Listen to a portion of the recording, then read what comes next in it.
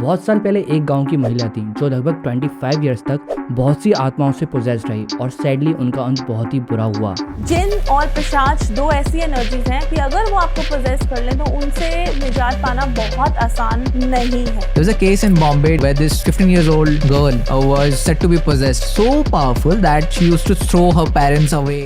So guys welcome back to the channel जहाँ मैं आपके साथ हुए क्रीपी इंसिडेंट सुनाता हूँ। इस स्टोरी में सबसे डिस्टर्बिंग बात मेरे को ये लगी कि इतने अर्स तक सबको पता था कि वो पोजेस्ड हैं, वो बहुत ज़्यादा स्ट्रगल कर रही हैं, पर किसी ने भी उनकी हेल्प नहीं करी। ऐसे ह्यूमन हमारे भी कुछ रूल होने चाहिए। ऐसा हो सकता है कि शायद आपके रिलेटिव या नेबर के साथ ऐसा कुछ हो रहा हो। सो आज मैं उत्तर प्रदेश के गाँव से एक ऐसी लेडी या कहा जाए ऐसी फैमिली की डार्क स्टोरी लेकर आया हूँ जिनकी फैमिली का डार्क सीक्रेट बहुत कम ही लोगों को पता था।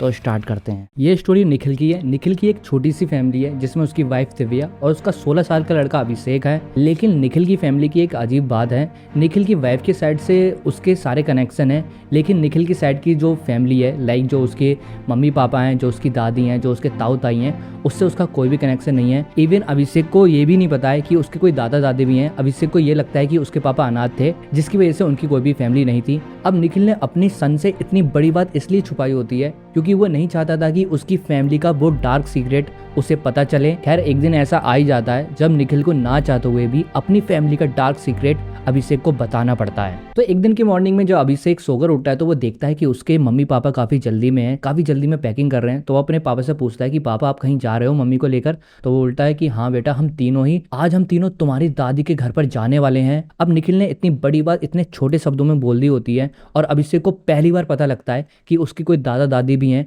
उसके मन में बहुत ढेर सारे प्रश्न उठते हैं और वो पूछने वाला भी होता है, लेकिन निखिल उसको रोक देता है और वो बोलता है कि मुझे पता है बेटा, तुम्हारे बहुत ढेर सारे क्वेश्चन होंगे, पर तुम अभी जल्दी से पैकिंग कर लो और जल्दी से पैकिंग करके कार में बैठ जाओ, क्योंकि हमें जल्दी से जल्दी तुम्हारी दादी के घर पे पहुंचना होगा, क्योंकि उनकी आखिरी ख्वाहिश है कि वो मरने से पहले तुम्हारा चेहरा देखें। अभिषेक को इतनी थोड़ी सी देर में इतनी ढेर सारी इन्फॉर्मेशन मिल गई होती है, इतनी अजीब इन्फॉर्मेशन मिल गई होती है कि वो डाइजेस्ट नहीं कर पाता है। फिर भी वो अपने पापा के कहने पर बहुत जल्दी पैकिंग कर लेता है और पैकिंग करने के बाद कार में बैठ जाता है। और कार में जैसे वो बैठा थोड़ी देर बाद उसके मम्मी पापा भी आ जाते हैं और फिर उसके पापा कार स्टार्ट करते हैं और वो रास्ते पर निकल पड़ते हैं। अब अभिषेक के जितने भी क्वेश्चन होते हैं वो पूछता है कि पापा मेरी दादी मेरे से इतना प्यार करती हैं, आपने उनको मेरे से क्यों दूर रखा? आपने क्यों नहीं बताया कि मेरी कोई दादी भी हैं, मेरी कोई फैमिली भी है जो आपने मेरे से छुपा के रखी है? तो अभिषेक बोलता है कि बेटा शांत हो जाओ, मैं तुम्हें एक एक करके सारी बात बताता हूँ और इन बातों को ध्यान से सुनना। मैं चाहता हूँ कि तुम अपनी दादी के घर पर पहुँचने से पहले सारी बातें जान लो। अब उसके पापा उसके बताते हैं कि बेटा ये उन दोनों की बात है जब मैं तुम्हारी उम्र का ही था। 16 साल की उम्र में मेरा इंटर खत्म हो गया था और मैं हॉस्टल से घर पर आया हुआ था। वैसे तो तुम्हारे दादा दादी मेरे को बहुत ही ज़्यादा प्यार करते थे, पता नहीं फिर भी उन्होंने बिना किसी रीज़न के मेरे को तीसरी क्लास से ही, जब मैंने थोड़ा होश संभाला था, तब से ही मेरे को हॉस्टल में डाल दिया था। और हॉस्टल में जाने के बाद मैं घर पर सिर्फ त्योहारों की छुट्टियों में और गर्मियों की छुट्टियों में आता था। लाइक मैं 9 से 10 महीने घर से बाहर रहता था और 2 महीने ही घर पर बिताता था। अब उन 9 से 10 महीने घर पर क्या होता था मेरे को कोई भी आइडिया नहीं था। फिलहाल जब मैं इंटर खत्म करने के बाद घर पर आया तो मेरा कॉलेज में एडमिशन नहीं हो रहा था, क्योंकि उस टाइम मेरे नंबर कम आए थे, जिस वजह से मेरे को घर पर और रुकना पड़ा। और तब जाकर मेरे को अपनी फैमिली का एक ऐसा डार्क सीक्रेट पता चला जो शायद मैं कभी पता करना नहीं चाहता था। फिलहाल मेरे घर की एक और अजीब बात थी। बेटा जैसे हमारी फैमिली धार्मिक है और मैं हनुमान जी का बहुत बड़ा भक्त हूँ, लेकिन हमारी फैमिली में मेरे पापा ने मेरे को सख्त हिदायत दी थी कि मुझे किसी भी भगवान को नहीं मानना है। हमारे घर में किसी भी भगवान की मूर्ति नहीं थी, हम लोग किसी भी भगवान को नहीं मानते थे। हम लोग वैसे हिंदू तो थे, हमारे घर में ये बोला जाता था कि हमारी रक्षा कोई और करता है, इसलिए हमें भगवान को मानने की जरूरत नहीं है। लेकिन मैं इतने सालों तक हॉस्टल में रहा, जिस वजह से मेरी हनुमान जी में आस्था बढ़ गई और मैं बचपन से ही हनुमान जी का बहुत बड़ा भक्त था। इवन जब मैं 12th के बाद घर पर आया था तब मैं हनुमान जी की छोटी सी मूर्ति अपने पास रखकर भी लाया था। तो उन दिनों फैमिली में सब कुछ अच्छा चल रहा था, सब हंस खेल रहे थे, फैमिली में कोई भी प्रॉब्लम नहीं थी। फिर सितंबर के मंथ में कनागत के दिन स्टार्ट हो गए और कनागत के एक दिन से पहले हमारी फैमिली में सब कुछ नॉर्मल था। लेकिन जब कनागत का पहला दिन आया तो मेरी फैमिली की अचानक से तबीयत खराब हो गई। वैसे गाइस अगर आपको कनागत के बारे में नहीं पता है तो हिंदू कल्चर में कनागत एक ऐसे दिन होते हैं जिसमें हिंदू फैमिली के जितने भी पूर्वज होते हैं वो अपने लोक से धरती लोक पर आते हैं और उनकी सेवा के लिए जो उनके फैमिली मेम्बर होते हैं वो उनके लिए खाना बनाते हैं, खीर वगैरह बनाते हैं और उनको छत पर रखते हैं, जिसके बाद कौवे के रूप में जो उनके एंसेस्टर होते हैं, जो पूर्वज होते हैं, वो खाते हैं। तो कनागत के दिन की ये मान्यता होती है कि जितने भी पूर्वज होते हैं वो हमारे घर पर आते हैं। तो ये उसी टाइम की बात होती है। तो निखिल आगे अभिषेक को बताता है, वो बोलता है कि बेटा जैसे कनागत का पहला दिन आया था, मेरी मम्मी की बहुत तेज तबीयत खराब हो गई थी। लाइक उनको 103 डिग्री का बुखार था, वो बहुत तेज बुखार में थी। और जब मैंने अपने पापा को बताया कि पापा मम्मी को दवाई दिलाने के लिए ले जाओ, तो पापा बोलते हैं मेरे से कि बेटा तुम्हें कोई चिंता करने की जरूरत नहीं है, तुम्हारी मम्मी बहुत जल्दी ठीक हो जाएंगी, उनको दवाई लेने की जरूरत नहीं है। तो ये बात मेरे को काफ़ी अजीब लगती है। फिर भी मैं चाहता था कि मेरी मम्मी इतनी तकलीफ में ना रहे, तो मैं मेडिकल में जाता हूँ और मेडिकल से कुछ दवाई लेकर अपनी मम्मी को खिलाने के लिए लेकर आता हूँ। तो जैसे ही मैं रूम में एंटर होता हूँ, उनके पास बैठता हूँ और दवाई को उनको मुंह के पास लेकर आता हूँ उन्हें खिलाने के लिए, तो मेरी मॉम मेरे को इतनी तेज से धक्का मारती हैं, मुझे ऐसा लगता है कि उनके अंदर बहुत ज़्यादा ताकत है। मुझे ऐसा फील होता है कि शायद उनमें एक इंसान नहीं 2 से 3 इंसान है। वैसे मैं 16 ईयर्स का था, उसी टाइम तुम्हारी उम्र का ही था, तो मुझे पता था कि पोजेसन क्या होता है, ये प्रेत आत्माएं क्या होती हैं, कैसे पोजेसन होता है, कैसे ये कोई स्पिरिट इंसान के अंदर आ जाती है। तो इतना तो मेरे को आइडिया था। तो मैं थोड़ा समझ गया था मम्मी की हरकतें देखकर, क्योंकि उस टाइम मम्मी अब बेड पर लेटे लेटे काफ़ी बड़बड़ा रही थी, अब वो अपने होश में नहीं थी। तो मेरे को कहीं ना कहीं इस चीज़ का आइडिया हो गया था। तो ये नोटिस करने के बाद जब मैंने अपने पापा को ये बातें बताई, तो मेरे पापा ने इन बातों का इतना ज़्यादा ध्यान नहीं दिया और मेरे से बोला कि बेटा तुम्हें इन दिनों अपनी मम्मी के पास रहने की ज़रूरत नहीं है, तुम अपनी मम्मी से दूर रहो और अपने रूम में जाकर अपना काम करो। तो मेरे को ये बात काफ़ी अजीब लगी। एक तो मेरी मम्मी की बहुत ज़्यादा तबीयत ख़राब है और उनको कोई देख भी नहीं रहा है। इवन जब मेरे को कुछ अजीब बातें नोटिस हुई, तो मेरे पापा इस चीज़ को नोटिस भी नहीं कर रहे हैं, तो उसे ये बात अजीब लगती है। फिलहाल इसके बाद निखिल बताता है अपने बेटे को कि उसके बाद मैं अपने रूम में चला गया और अपने काम से काम रखने लगा। और उसी रात को मेरे साथ एक और अजीब घटना हुई। जब मैं सोकर उठा और मेरे को प्यास लग रही थी, तो मैं पानी पीने के लिए किचन में जा रहा था और किचन के साइड में हमारा बरामदा भी पड़ता था। तो जब मैं बरामदे में एंटर हुआ, तो मैंने देखा कि मेरी मम्मी यानी कि तुम्हारी दादी बरामदे में बैठी हुई हैं और बिल्कुल अच्छे से बैठी हुई हैं। तो मेरे को लगा कि मम्मी ठीक हो गई हैं, तो मैंने उनको आवाज़ दी, बोला मम्मी मम्मी, पर उन्होंने कुछ बोला ही नहीं। तो मैं उनके पास गया और तब भी बोला मम्मी, तो उन्होंने कुछ बोला ही नहीं, कुछ भी आंसर नहीं दिया। और जब मैंने उनको हाथ पकड़ के अपनी तरफ खींचा, तो मैंने देखा कि मम्मी मेरे को बहुत घूर कर देख रही हैं और वो एक ऐसी डेविल वाली स्माइल कर रही हैं। एक होता है ना, आप स्माइल करते हुए देखो, लेकिन वो उसके अंदर आपको ऐसा फील हो जाएगा कि जो स्माइल करने वाला पर्सन है उसकी इंटेंशन कोई और है। तो मेरे को ऐसा फील हुआ कि तुम्हारी दादी कुछ अजीब तरीके से रिएक्ट कर रही हैं, स्माइल तो कर रही हैं पर उनके अंदर कोई और है। तो मैं समझ गया कि ये शायद कुछ अलग ही बात है, कुछ अलग सीन है यहाँ का। इसके बाद मेरी मम्मी जैसी मेरे से कुछ बोलने वाली थी, पीछे से मेरे पापा ने मेरा हाथ पकड़ा और अपनी तरफ खींच लिया और मेरे को एक तेज़ से थप्पड़ मारा और बोले, मैंने बोला था ना कि इन दिनों में तुम्हें अपनी मम्मी के पास नहीं रहना है, मैंने तुमसे बोला था कि अपने काम से काम रखो और इन दिनों अपनी मम्मी के आसपास नहीं जाओ। तो मेरे को बहुत ह्यूमिलेशन फील हुआ। मुझे ऐसा लगा कि कोई भी मेरी इतनी ज़्यादा परवाह नहीं करता। एक तो मैं अपनी मम्मी की देख रेख करना चाह रहा हूँ और मेरी कोई इज्जत भी नहीं समझ रहा, मेरे को ऐसा फील हुआ। और थोड़ा मैं मूड लटकाए हुए अपने रूम में जा ही रहा था, तो मैंने पीछे मुड़कर देखा, मेरे पापा यानी कि तुम्हारे दादा तुम्हारी दादी के पैर छू रहे हैं। अब हिंदू संस्कृति क्या, किसी भी संस्कृति में आप मान लो, हिंदू सिख मुस्लिम ईसाई किसी में मान लो, जो हस्बैंड होता है वो अपनी पत्नी के पैर नहीं छूता। ये बात मेरे को बहुत ही ज़्यादा अजीब लगी और मेरे को ऐसा लगा कि घर में कुछ तो गड़बड़ चल रही है और मेरे को कुछ ना कुछ करके अब सारे आंसर चाहिए। तो उस रात मेरे को नींद भी नहीं आई, मैं पूरी रात बेचैन रहा। रात के टाइम में बहुत सी अजीब आवाज़ें आती रहीं पूरे घर से, मेरे पापा के बोलने की भी, मेरी मम्मी की कुछ अलग तरीके से बोलने की आवाज़ें आती रहीं। फिर भी मैं उनको इग्नोर करके लेटा रहा अपने रूम में। और सुबह ही मैंने ये ठान लिया था कि सुबह कुछ भी होगा मेरे को इन सब बातों का आंसर चाहिए। तो अराउंड 5 से 6 बजे के टाइम मेरी थोड़ी नींद लग गई थी और फिर मैं 9 बजे सोकर उठा। अब जब मैं अगले दिन सोकर उठा था, तब घर में सब कुछ नॉर्मली था। लाइक ऐसा लोग बिहेव कर रहे थे कि घर में कुछ हुआ ही नहीं है। इवन मम्मी की बहुत तेज़ तबीयत ख़राब थी और मम्मी बहुत अलग तरीके से बिहेव कर रही थी। फिर भी मेरे जो ताऊ ताई थे, जो मेरी दादी थी और जो मेरे पापा थे, काफ़ी आराम वाला बिहेव कर रहे थे, जैसे कि घर में कुछ हुआ ही नहीं है। तो ये बात मेरे को काफ़ी अजीब लग रही थी, खटक रही थी। फिर भी मैंने ज़्यादा रिएक्ट नहीं करा और मैं चाहता था कि मेरे को सब चीज़ों का आंसर मिल जाए। फिलहाल कोई नहीं, मैंने अपना मुँह हाथ धोया और जब मेरे को ब्रेकफास्ट के लिए बुलाया गया तो मैं बरामदे में एंटर हुआ। बरामदे में हमारा एक बड़ा सा डाइनिंग टेबल रखा हुआ था, जहाँ पर हमारे जितने भी फैमिली मेम्बर हैं वहाँ पर बैठे थे। वैसे गाइस आपको पता होगा कि हर डाइनिंग टेबल में मुखिया की एक कुर्सी होती है, जो बीच में कुर्सी होती है और वहाँ पर जो घर का सबसे बड़ा सदस्य होता है वो ही बैठता है। तो इसके बाद निखिल अभिषेक को बताता है कि उसी दौरान मैंने ये देखा कि जो घर की मुखिया की कुर्सी थी उसमें मम्मी बैठी हुई हैं और उसके साइड में हमारी दादी बैठी हुई हैं। तो ये बात मेरे को काफ़ी अजीब लगी। तो जब मैंने देखा तो मेरे मन में फिर और क्वेश्चन उठे और फिर मैं डाइनिंग टेबल पे मैंने बैठते हुए अपनी दादी से पूछ ही लिया, ये हंसी मजाक में ही पूछ लिया कि क्यों दादी आप मम्मी से आखिरकार हारी गई, आपने आखिरकार मम्मी को अपनी जगह दे ही दी। तो जैसे ही मैंने ये बात बोला, मेरी मम्मी के अंदर जो भी सोल थी, जो भी स्पिरिट थी या जो मम्मी थी, वो इस बात को सुनकर बहुत तेज से हंसने लगी।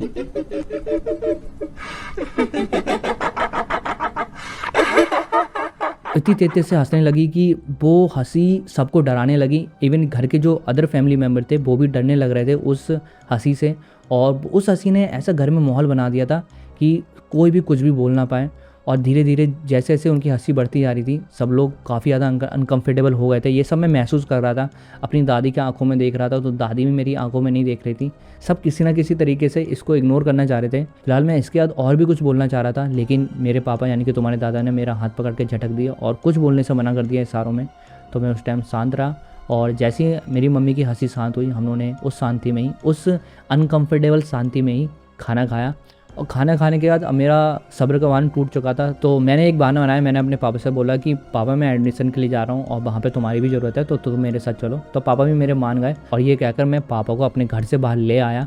और जैसे ही हम लोग घर से बाहर निकले मैंने पापा से गाड़ी चलाते हुए ही पूछा, पापा मुझे क्लियर पता नहीं है कि घर में क्या हो रहा है, पर मैं जानता हूँ कि घर में कुछ भी अच्छा नहीं है, कुछ अजीब चीज़ है जो हमारे घर में हो रही है और मैं चाहता हूँ कि इन सब चीज़ों का आंसर मेरे को जल्दी से जल्द मिल जाए। तो निखिल अभिषेक से बोलता है, जैसे बेटा अभी मैं सारी बातें तुम्हें बताने से झिझक रहा था, नहीं बताना चाहता था, वैसे तुम्हारे दादा यानी कि मेरे पापा भी मेरे को सारी बातें बताना नहीं चाहते थे, ये डार्क सीक्रेट मेरे से छुपाना चाहते थे। फिर भी उन्होंने मेरे जिद करने पर मेरे को ये बात बताई और फिर मैंने एक कैफेटेरिया में गाड़ी रोकी और वहीं पर ही हम लोग बैठे। फिर जाके तुम्हारे दादाजी यानी कि मेरे पापा ने मेरे को ये बात बताई, मेरे पापा यानी कि तुम्हारे दादा ने मेरे को ये बताया कि बेटा हमारे घर में एक ऐसी परंपरा या कहा जाए श्राप है कि हमारे घर की जो भी छोटी महिला है, जो सबसे छोटी महिला है, उस पर हमारे घर के पूर्वज एक एक करके आते हैं। और कभी कभी तो ऐसा होता है कई पूर्वज एक ही बारी में एक बॉडी पर आ जाते हैं और अभी तुम्हारी मम्मी के साथ ऐसा ही हो रहा है। और इवन जब कनागत के दिन होते हैं, जब हमारे पूर्वज अपने लोक से धरती लोक पर आते हैं, ये सब चीज़ें कनागत के दिन में सबसे ज़्यादा होती हैं। और इसी वजह से तुम्हारी मम्मी की जो तबीयत ख़राब थी वो पहले दिन से हो गई थी और अभी उनकी बॉडी में पता नहीं कितने लोग आए हुए हैं। मुझे पता है कि तुम्हारी मम्मी बहुत ज़्यादा दर्द में होंगी, बहुत ज़्यादा तकलीफ़ में होंगी, पर क्या करा जाए, ये हमारी घर का श्राप है जो हम लोग कंटिन्यू रखे हुए हैं किसी न किसी रीज़न की वजह से, क्योंकि हम लोग इससे दूर भी नहीं जा सकते। क्योंकि जो भी हमारे घर के पूर्वज हैं उन्होंने हमें बता रखा है कि अगर तुम इस श्राप को या इस परंपरा को किसी भी रीज़न से रोकते हो तो तुम्हारी फैमिली का नाश हो जाएगा। इसी वजह से हम लोग अपने घर में किसी भगवान को नहीं मानते हैं, किसी भी भगवान की मूर्ति को नहीं रखते हैं। और यही एक रीज़न है कि मैंने तुम्हें बताया था कि तुम्हें भी किसी भी भगवान को नहीं मानना है। निखिल बोलता है अभिषेक से कि मेरे पापा ने मेरे को इस तरह से बातें बताई होती हैं कि मैं भी समझ जाता हूँ। इवन मुझे ऐसा लगता है कि मेरे मम्मी पापा वाकई में मेरे से बहुत ज़्यादा प्यार करते हैं, इसी वजह से उन्होंने बचपन से ही मेरे को दूर रखा था। मैं उनकी फीलिंग समझ रहा था, फिर भी मैं ये चाहता था कि ये सब चीज़ें कहीं ना कहीं बंद हो जाएँ, इन सब चीज़ों का कुछ ना कुछ तो हल होगा। और जो मेरे अंदर हनुमान जी का भक्त था, जो भी मेरे अंदर भगवान को लेकर भक्ति थी, वो मैं चाहता था कि उससे ये सब चीज़ें ख़त्म हो जाए। फिलहाल उस दिन तो मैंने अपने पापा से ज़्यादा बहस नहीं करी थी और उसके दिन के बाद मैं एक एक करके अपनी मम्मी की हालत देखने लगा। अब कनागत के दिन 2 हफ्ते के ही होते हैं और उन 2 हफ्तों में मैंने अपनी मम्मी की कंडीशन को धीरे धीरे गिरते हुए देखा। मैंने देखा कि मेरी मम्मी कितना ज़्यादा स्ट्रगल कर रही हैं, उनके अंदर किसी और की सोल का होना, वो भी इतने दिनों तक, वो भी एक ही बारी में कई लोगों की सोल का होना, मेरे को बहुत ज़्यादा खटक रहा था। और मैं चाहता था कि कम से कम जो मेरी आने वाली फैमिली है वो तो कम से कम इससे दूर रहे। फिलहाल जब कनागत ख़त्म हो गया और जब मेरी मम्मी ठीक हो गई तो मैंने अपनी मम्मी से ये बात शेयर करी और मैंने अपनी मम्मी को बताया कि मम्मी मैं नहीं चाहता हूँ कि तुम इन सब चीज़ों को और ज़्यादा झेलो, इसलिए तुम फैमिली से अलग हो जाओ, तुम इस श्राप को ख़त्म कर दो, कुछ भी करके, भगवान को मानकर, कैसे भी करके। फिर भी मेरी मम्मी ने बोला कि बेटा हम ख़त्म नहीं कर सकते, हमारे ऊपर जो श्राप लगा हुआ है, जो भी परंपरा है, उसको कम से कम मैं तो ख़त्म नहीं कर सकती। फिलहाल मैंने उनसे ज़्यादा बहस नहीं करी। उसके बाद मेरा कॉलेज में भी एडमिशन हो गया था, जहाँ पर 4 साल मैंने गुजारे। इवन 3rd ईयर में जब मेरी तुम्हारी मम्मी से बात हुई और जब हम लोग का मिलना जुलना स्टार्ट हुआ तो मैंने क्लियरली तुम्हारी मम्मी को सारी बातें बता दी थी। और मैं नहीं चाहता था कि जितना मैं तुम्हारी मम्मी से प्यार करता हूँ और जितना भी मेरी आने वाली फैमिली होगी, लाइक तुम हो, मैं नहीं चाहता था कि तुम इस श्राप से गुजरो, मेरी फैमिली इस श्राप की भागीदार बने। इसलिए जब मैंने तुम्हारी मम्मी से शादी करी तो मैंने अपने मम्मी पापा यानी कि तुम्हारी दादा दादी को बता दिया था कि मैं कभी भी अपनी फैमिली को यानी कि अपनी बीवी को और अपने होने वाले बच्चों को कभी भी इस घर में लेकर नहीं आऊँगा, जिस वजह से जो श्राप है वो हमारे तक कंटिन्यू ना हो। और बेटा यही एक रीज़न था कि मैंने कभी भी अपनी फैमिली के बारे में तुम्हें नहीं बताया, कभी एहसास भी नहीं होने दिया कि तुम्हारे कोई दादा दादी भी हैं, कोई तुम्हारे ताऊ ताई भी हैं। और निखिल ये भी बोलता है कि वैसे मैं यहाँ आना तो नहीं चाह रहा था, लेकिन तुम्हारी दादी की आखिरी ख्वाहिश थी तो मैंने सोचा कि आखिरी ख्वाहिश उनकी पूरी करनी चाहिए, इसलिए मैंने इस रूल को तोड़कर तुम्हें और तुम्हारी मम्मी को अपने घर ले जाने का फैसला किया। आई होप हमारे साथ कुछ बुरा ना हो। तो ये सब बताते बताते वो फाइनली वहाँ पे पहुँच जाते हैं और जब जैसे वो वहाँ पर एंटर होते हैं अपने घर के पास, उन्हें एहसास होता है कि जो उसकी मम्मी थी, यानी कि जो निखिल की मम्मी थी और अभिषेक की दादी थी, वो मर चुकी हैं। तो निखिल बहुत ही ज़्यादा सैड होता है। वो रियल में चाहता था कि वो अपनी मम्मी को आखिरी बार देखे और आखिरी बार में उन आखिरी पलों में अपने बेटे को भी दिखाए, अपनी पत्नी को भी दिखाए। सैडली उनको आने में थोड़ी देर हो गई थी, जिस वजह से उसकी मम्मी आखिरी पलों में अभिषेक को नहीं देख पाई। फिलहाल उनके क्रियाक्रम तो होने तो इन्हीं क्रियाक्रम को करने में लगभग 1 दिन का टाइम हो चुका था और इन्हीं 1 दिन में अभिषेक अपने दादा से मिलता, अपने ताऊ ताई से मिलता है, इवन जो उसके कज़िन ब्रदर होते हैं उनसे भी मिलता है। उसको उन लोगों से मिलकर काफ़ी खुशी महसूस होती है, लेकिन निखिल ने उसे बता रखा होता है तुम्हें ज़्यादा अटैच होने की ज़रूरत नहीं है, क्योंकि इन दी एंड तुम्हें अलग ही रहना है इन सब लोगों से। तो वो ज़्यादा इन लोगों से अटैच नहीं होता है। तो उनका क्रियाक्रम खत्म होता है और ये सब करके निखिल की फैमिली फाइनली घर पर लौट जाती है। अब शायद आपको ऐसा लग रहा होगा कि सारी चीज़ें ओके हो गई हैं, पर ऐसा नहीं है। फिलहाल उसी रात अभिषेक के साथ कुछ अजीब होता है। अभिषेक को रात के 1-2 बजे के टाइम प्यास लगती है, तो वो पानी पीने के लिए उठता है और जब वो किचन की तरफ जा रहा होता है तो बरामदे में ही उसको अपनी मम्मी अपने सोफे पर बैठे हुए दिखती हैं, जैसे कि कुछ साल पहले निखिल ने अपनी मम्मी को देखा था। तो अभिषेक अपनी मम्मी के पास जाता है और उनको आवाज़ देकर बुलाता है, मम्मी मम्मी आप यहाँ कैसे बैठे हुई हो। उसकी मम्मी कोई भी आंसर नहीं देती। ये बिल्कुल सेम घटना वैसी होती है जैसे कि निखिल के साथ उस टाइम में हुई थी। तो निखिल हाथ पकड़ के अपनी मम्मी को मुड़ाता है और देखता है कि उसकी मम्मी घूर रही हैं और ऐसे घूर रही हैं कि उनके अंदर कोई और है। और फिर अभिषेक की मम्मी उससे बोलती हैं कि आखिरकार हम मिल ही गए, तूने बहुत लेट कर दी आते आते, पर मैं तेरे पास आ गई। तो गाइस यहीं पर स्टोरी ओवर हो जाती है और फाइनली जिस शराब से निखिल बहुत सालों से बच रहा था और नहीं चाहता था कि उसकी फैमिली इस शराब का शिकार बने, फाइनली उसकी फैमिली भी इस चीज़ का शिकार बन चुकी है। और जो उसकी मम्मी की सोल थी, जितने भी पूर्वज थे, अब शायद उसकी वाइफ की बॉडी में एंटर हो सकते हैं या होंगे। तो गाइस आई होप आपको ये वीडियो पसंद आई होगी। तो अगर आपको ये वीडियो पसंद आई है तो इस वीडियो को ज़्यादा से ज़्यादा लाइक करें और शेयर करें और हमारे चैनल को जरूर सब्सक्राइब करके जाएँ, क्योंकि यहाँ पर मैं ऐसी स्पूकी और थ्रिलिंग वीडियो लेकर आता रहता हूँ। तो गाइस मैं अंकित, मिलता हूँ आपसे नेक्स्ट वीडियो में। तब तक के लिए थैंक यू एंड बाय।